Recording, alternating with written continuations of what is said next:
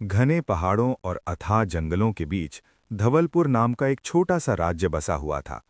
ये राज्य जितना सुंदर था उतना ही रहस्यमय भी।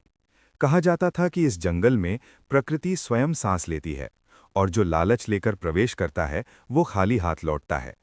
उसी धवलपुर के बाहरी छोर पर माधव शरण नाम का एक वृद्ध वनपाल रहता था। उसका जीवन सादा था, पर आत्मा अत्यंत पवित्र।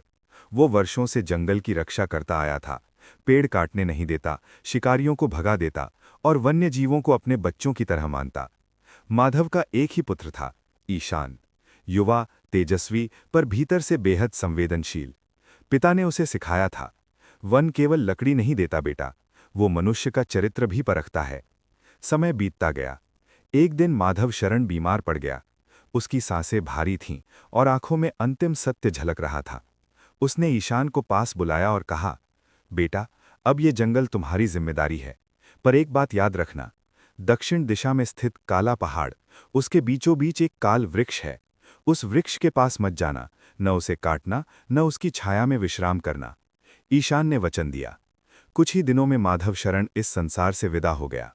धवलपुर में शोक छा गया। ईशान अब अकेले ही वन की देखरेख करने लगा, पर पिता की चेतावनी उसके मन में धीरे धीरे प्रश्न बनती चली गई।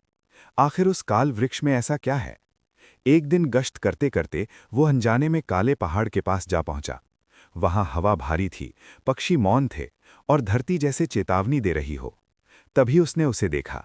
काल वृक्ष, काला, विशाल, जड़ें जैसे धरती को जकड़े हों और शाखाएं आकाश को चीरती हुई। ईशान ने कुल्हाड़ी उठाई, पर जैसे ही पहला वार किया, वृक्ष पीछे हट गया। ईशान स्तब्ध। उसने कदम बढ़ाया, वृक्ष और दूर खिसक गया। ये खेल चलता रहा जब तक सूर्य अस्त नहीं हो गया। रात को ईशान एक ऊंचे पत्थर पर बैठा। तभी उसने देखा, वो वृक्ष धीरे धीरे चल रहा था। अगले दिन यात्रा करते करते ईशान एक भयावह दृश्य के सामने आ गया। एक महाविशाल छाया सर्प और एक स्वर्ण मृग जीवन मरण का संघर्ष कर रहे थे। मृग आधा निगला जा चुका था। मृग ने पुकारा, हे मानव, मेरे सींग काट दो, मैं मरना नहीं चाहता। सर्प ने फुफकार कर कहा, यदि मेरी सहायता करोगे तो तुम्हें असीम शक्ति दूंगा। ईशान कांप उठा, पर करुणा ने लोभ पर विजय पा ली। उसने मृग को मुक्त किया। सर्प क्रोध से दहाड़ा और धरती में समा गया। मृग ने अपना वास्तविक रूप दिखाया। वो था वनदेव सोमकेतु। उसने ईशान को एक छाया रत्न दिया और कहा, ये तुम्हारे सत्य की परीक्षा का फल है। छाया रत्न से एक परछाई का दर्पण प्रकट हुआ। ये दर्पण इच्छाएं पूरी करता था, पर एक शर्त पर। हर इच्छा के साथ तुम्हारा सत्य भी परखा जाएगा। ईशान ने इससे भोजन, आश्रय और साधन प्राप्त किए, पर कभी अति नहीं मांगी। धीरे धीरे वो धवलपुर का नायक बन गया। राजा ने अपनी पुत्री राजकुमारी अनाया का विवाह ईशान से कर दिया, पर दरबार में थी एक स्त्री, वंचिका, ने दर्पण का रहस्य जान लिया। एक रात उसने आदेश दिया, ईशान की शक्ति छीन ली जाए। महल राख बन गया। ईशान जंगल में अकेला रह गया। उसके साथ बची सिर्फ उसकी लोमड़ी मित्र काया की वजह से चूहों का राज्य संकट में आया। मूषक नरेश रजत दंत ईशान के पास आया। ईशान ने सत्य बताया।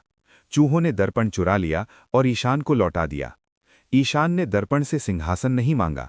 उसने कहा, अब कोई दर्पण नहीं, सत्य ही मेरा मार्ग है। दर्पण स्वयं टूट गया।